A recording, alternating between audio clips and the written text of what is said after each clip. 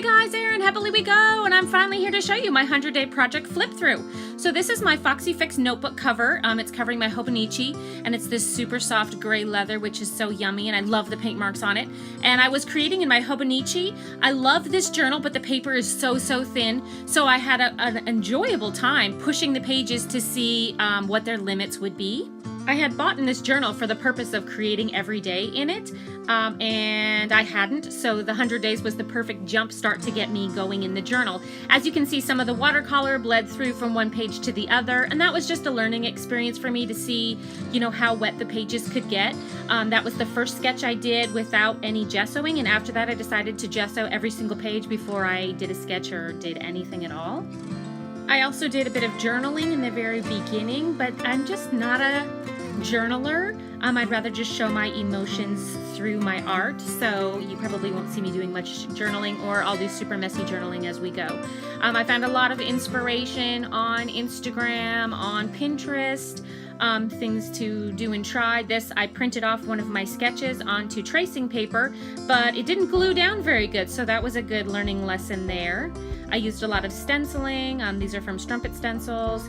And then this page was created, my friend Pam, so crazy. She does these fun little girls, and you can get them in her Etsy shop, I think what I most enjoyed about the 100-day project was finding different styles and trying them out, seeing, what I really enjoy, different mediums to test out. Like this page, was an emotional day. I loved it, but this is something that I could maybe take onto a canvas or, do an actual art piece based on one of these pages now that I know, like a practice. This was kind of like practice for what I could take and do in the future.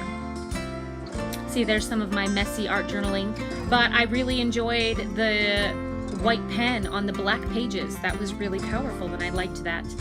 This page I used paper towels to give texture to the background, and I loved learning about that, and just trying out different things, pushing the pages. It was about a lot of self-discovery for me, seeing what I felt comfortable with, taking myself out of my comfort zones. This one, the infamous crack, kind of a lesson to make sure you know where you're going to place things before you put them on the page. This was the Elmer's glue crackle, so now I can say that I've done that, and I've got, reference to go back and see how it turned out.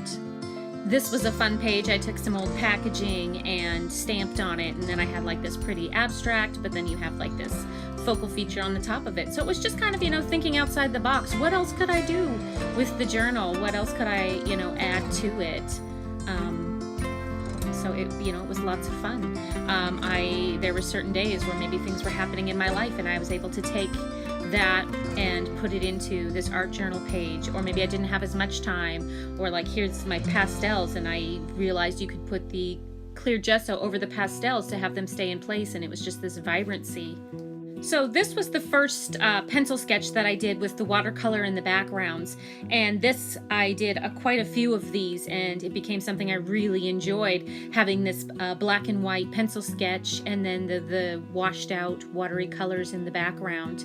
And I've actually since then taken those to a canvas and have really enjoyed that.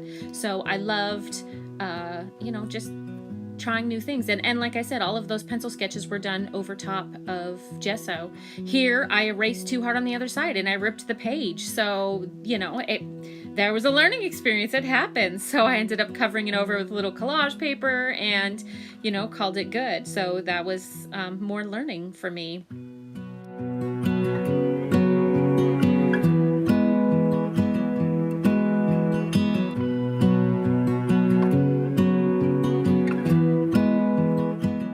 This one I remember seeing a sculpture on Instagram, and I thought, that's so amazing. I wonder if I could sketch that.